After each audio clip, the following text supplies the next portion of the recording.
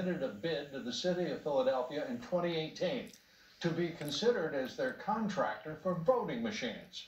Those same documents reveal very little about the company's foreign connections. When asked by the city to list any foreign ownership or investors in either the parent company and or its subsidiaries, Dominion had something to say, but nothing to show. The section you see there on your screen is entirely redacted, blacked out, because Dominion ultimately was denied the contract. In just 3 months before Dominion's bid, President Trump signed an executive order against foreign interference in our elections. In that order, President Trump wrote, quote, "The assessment shall identify to the maximum extent ascertainable the nature of any foreign interference and any methods employed to execute it, the persons involved, and the foreign government or governments that authorized, directed, sponsored, or supported it. The Director of National Intelligence shall deliver this assessment and appropriate supporting information to the President."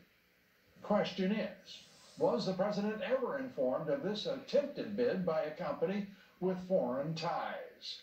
And why are they being so secretive? And joining us now by phone, Sidney Powell, a member of President Trump's legal team.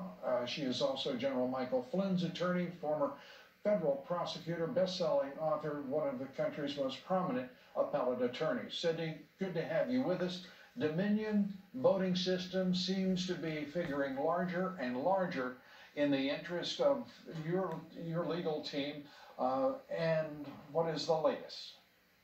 Oh, definitely, Lou. I've just gotten some stunning evidence from a first-hand witness, a high-ranking military officer who was present when Smartmatic was designed in a way that and I'm going to just read you some of these statements, if you don't mind, so I get them exactly Sure. right from the affidavit. Designed in a way that the system could change the vote of each voter without being detected. He wanted the software itself to function in such a manner that if the voter were to place their thumbprint or fingerprint on a scanner, then the thumbprint would be tied to a record of the voter's name and identity as having voted, but that voter would not be tracked to the changed vote.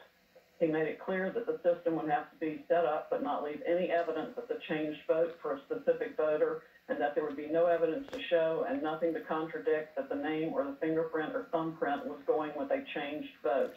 Smartmatic agreed to create such a system and produce the software and hardware that accomplished the result for President Chavez.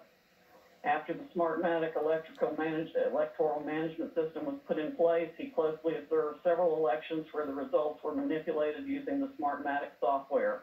One such election was December 2006 when Chavez was running against Rosales. Chavez won with a landslide over Rosales, a margin of nearly 6 million votes for Chavez versus 3.7 million for Rosales. In 2013, he witnessed another Venezuelan national election where the Smartmatic management system was used to manipulate and change the results for Chavez. And it goes on and on. He was in the control room where multiple digital display screens were shown for results and voting. The actual voting results were fed into that room and onto the displays over an internet feed, which was connected to a sophisticated computer system created by Smartmatic.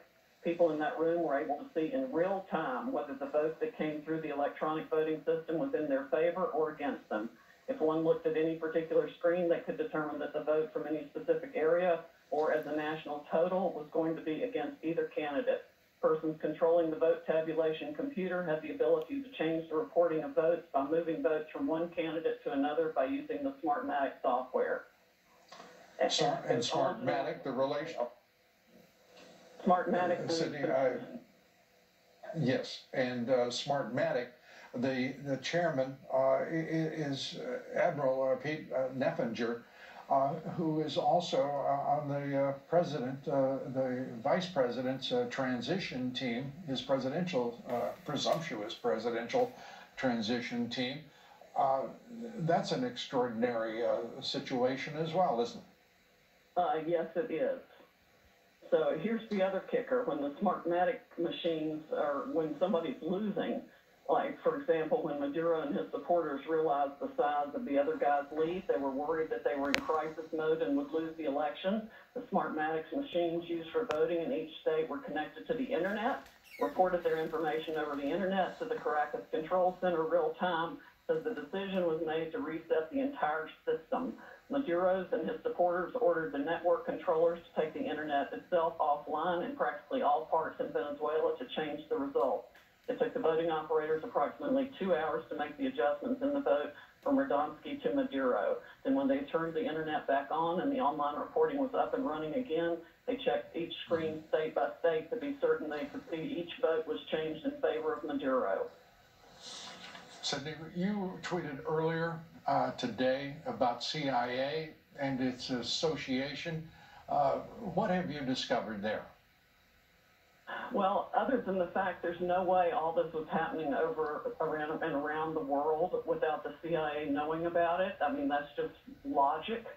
This affidavit also explains it's been used to change election results all over the world. And it's all Venezuelan and Cuban and essentially communist money that's been doing this. It's a foreign-owned company, as you mentioned earlier. The president of it is Mr. Nethinger, who is on Biden's very presumptuous and immediately failing transition team. And people have been reporting this to our government for several years, including Democrats, and nobody's done a damn thing about it, Lou. I can't even express how furious I am over this. Well, I share your fury and frustration, but I do have some news to break here at this moment. I have now received word from a highly reliable source that the FBI does have an investigative team that is now looking into this election. Now, what that means beyond that, but at least it's confirmation that they are investigating. And we'll see what moves, because there had been no indication that indeed publicly that they were involved. They are now. And to that point, I'd just like to show, if we could put up the full screen, under what their authorities are when we talk about these state-run elections, even though they're federal elections for at least a sizable number of the candidates. As you see there, the ballot includes one or more federal candidates, an election, a polling place, official abuses of their office, the conduct involving false voter registration, the crime intentionally targets minority protected classes, the activity violates federal campaign finance laws. All of this laid out on the FBI website for anyone to look at. And it appears, Sidney, that at least the FBI has finally looked at that website. I'm not sure it was Christopher Wray, but someone at the FBI, and took action. Your thoughts?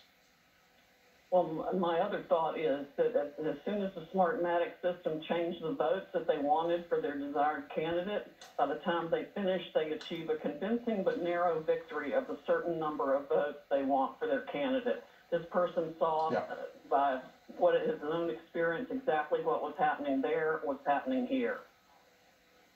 It is a deeply troubling election. As I said earlier, the worst in this country's history, bar none.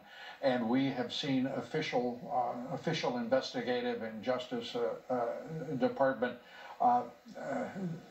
officials slow to move, and it is infuriating to everyone. We've seen willful blindness. They have adopted a position of willful blindness to this massive corruption across the country. And the Smartmatic software is in the DNA of every vote tabulating company's software and system.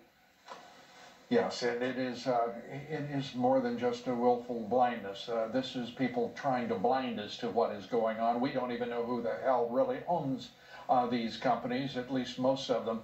That's got to change, and we've got to find out exactly what's going on. And thank God we've got a president who will stay in the fight all the way through until we get those answers.